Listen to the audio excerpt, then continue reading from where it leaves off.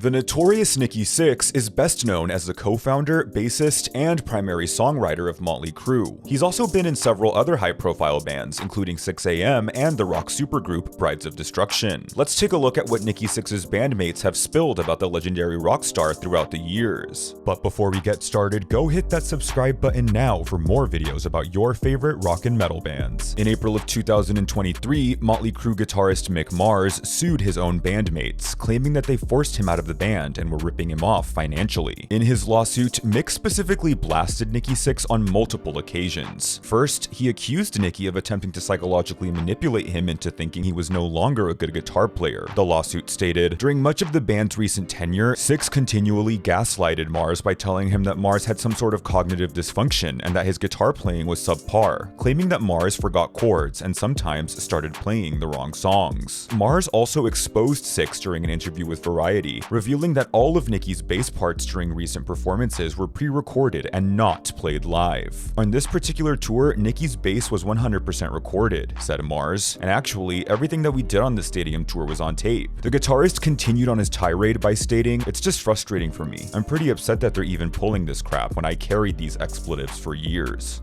The earliest iteration of Motley Crue was formed in January of 1981 when drummer Tommy Lee and singer-guitarist Greg Leon were auditioning bass players for Lee's original band, Sweet 19. Lee would urge Leon to recruit a young Nikki Sixx, but Leon would reveal to Burn magazine in 2017 that he never cared for Sixx and always thought he was an awful musician. "I told Tommy I've already auditioned Nikki Sixx twice, and he didn't get the gig either time because he can't play," Greg recalled. "I mean, I had to tune Nikki's bass for him at the auditions. He didn't know any scales, so it was just terrible. So I told Tommy that I was not playing with Nikki again because I need more of a musician." Leon eventually relented and brought Sixx into their band. The unnamed trio rehearsed together for some time, but Leon says he left the band after creative differences with Nikki Sixx. Nikki was dead set on having a frontman because that was the big thing with Van Halen, recalled Leon. "So I told them that I wasn't interested and I was going to put a band together and write my own songs and do what Eric Clapton does or Jimi Hendrix. You know, the guys who played guitar and sang, because that was more of my thing and where my heart was." Sixx and Lee would go on to recruit Vince Neil and Mick Mars, and the rest is history.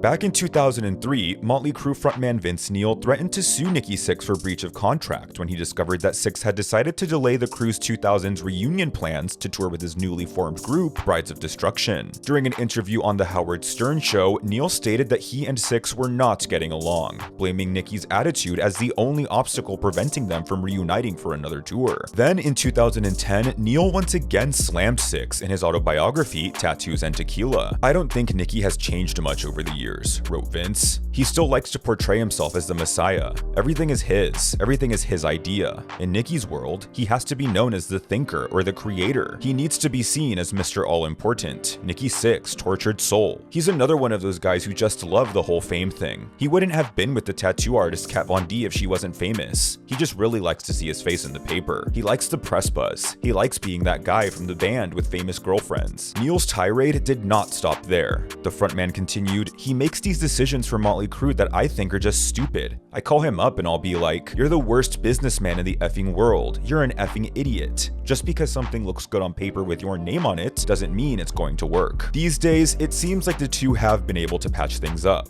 with Motley Crue currently on the road for their highly lucrative international stadium tour, and Neil recently honoring Sixx on his birthday with an Instagram post reading, "Happy birthday to my brother."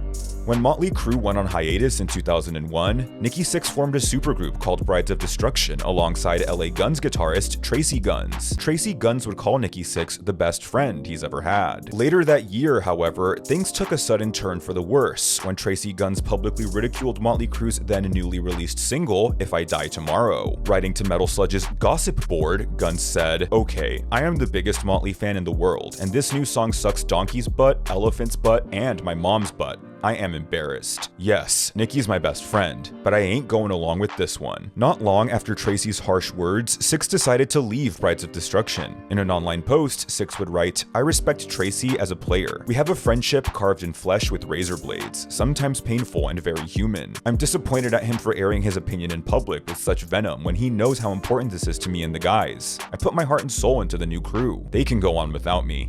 After what was, at the time, billed as Motley Crue's last ever concert in 2015, Crue drummer Tommy Lee made a sad confession to Rolling Stone magazine about his relationship with Nikki Sixx. "It's kind of strange, man. We're a weird band. After the final night, we had a big party backstage, and I never saw the other guys. We never even said goodbye. Strange as hell, dude. I mean, what the F? I think Nikki unfollowed me on effing Twitter like the next day. I was like, wow, okay, dude." When asked if there had ever been any issues between Nikki and himself prior to this, Tommy simply replied, "There's always been issues." In 2022, Nikki Sixx revealed to Entertainment Tonight that, after the two reconnected, he'd managed to persuade Tommy Lee out of retirement and back into Motley Crue with the proposal for an epic stadium tour. "How can you say no to stadiums?" asked Lee. "It's some pretty crazy stuff, man." Singer John Corabi joined Motley Crue in 1992 as a replacement for Vince Neil, who was dismissed from the band due to personal differences. Motley Crue would release only one album with Corabi on vocals, 1994's self-titled Motley Crue. The album was a commercial failure, as grunge was dominating mainstream radio at that time, and it ultimately failed to sell as well as previous Motley Crue albums. Facing financial pressure from the band's label to bring back Vince Neil, Corabi was unceremoniously fired in 1997. In a 2022 interview with Eddie Trunk, Corabi was asked if he thought he'd ever work with Motley Crue again, to which he responded that there was no chance of it happening due to his personal issues with Nikki Sixx. "I can absolutely certifiably tell you there is zero chance of that ever happening," said Corabi. "Until Nikki and I would be able to sit down at a table and have a cup of coffee or whatever, it's never gonna happen." He continued, "Tommy reached out to me. We've got communication again. Mick, I've been fine with. Even Vince I'm fine with, but for some reason, Nikki started this whole thing about me not contributing to the '94 record, saying that it was painful working with me, and I was just like, whatever, but it's just this nagging thing that keeps going." Corabi added, "I don't care. You know what? If that makes him happy, have fun with it. But now it's at a point where the only way that I would ever even remotely think about doing anything with Motley is if Nikki called me and said, 'I'm sorry. I want to bury the hatchet.' And I'd be like, well, I'm sorry too for anything that I said if I offended you. But until that happens, there's no chance. It'll never happen."